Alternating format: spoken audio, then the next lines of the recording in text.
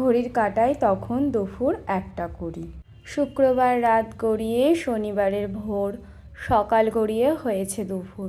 চোখ ডলছে কেউ বসে বসে। বয়স বাড়ায়, চুল পাকলেও শরীরের তোয়াক্কা না করে অপেক্ষা শুধু তারই।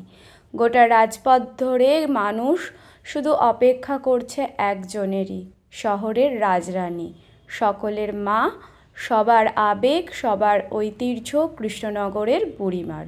জলঙ্গির ঘাট থেকে রাজবাড়ি, রাজপথের আনাচে কানাচে ক্লান্তি ভুলে অগণিত লোক, অবশেষে দেখা মিলল তার ঢাকে।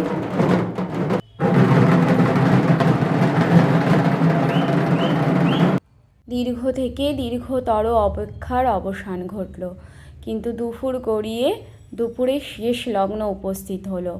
অবশেষে দেখা মিলল সিংহবাহিনী হৈমন্তিকা মা জগদ্ধাত্রী রূপী, কৃষ্ণনগরের ঐতিহ্য, আবেগ এবং সকলের মা বুড়িমার। ততক্ষণে কিন্তু কৃষ্ণনগরের বাকি সকল ঐতিহ্যমণ্ডিত প্রাচীন বারোয়ারিগুলোর বিসর্জন হয়ে গেছে।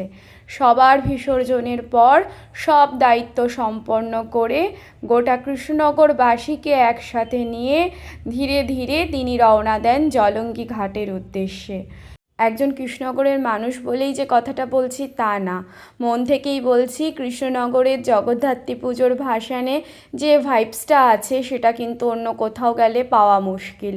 অন্যান্য অনেক ভালো ভালো কার্নিভাল ভাসান হয় ঠিকই, কিন্তু অনেক কটা রাত জাগার পর, চোখে ঘুম থাকা সত্ত্বেও, শরীরে ক্লান্তি থাকা সত্ত্বেও, গোটা একটা রাত জাগার পর ভোর কাটিয়ে সকাল কাটিয়ে যখন দুপুর হয়, তারপরেও কিন্তু কৃষ্ণনগরের রাস্তায় অগণিত মানুষ শুধু অপেক্ষা করে এই মুহূর্তটার জন্য, কখন আসবে বুড়িমা। অবশেষে 15 কেজি গয়না খোলার পর মাকে নিয়ে যাওয়া হয় জলঙ্গির ঘাটে। শিশু থেকে বৃদ্ধ, সকল প্রজন্মের, সকল বয়সের সবকটি লোকের দেখা মিলবে কিন্তু এই সময় কদমতলা ঘাটে।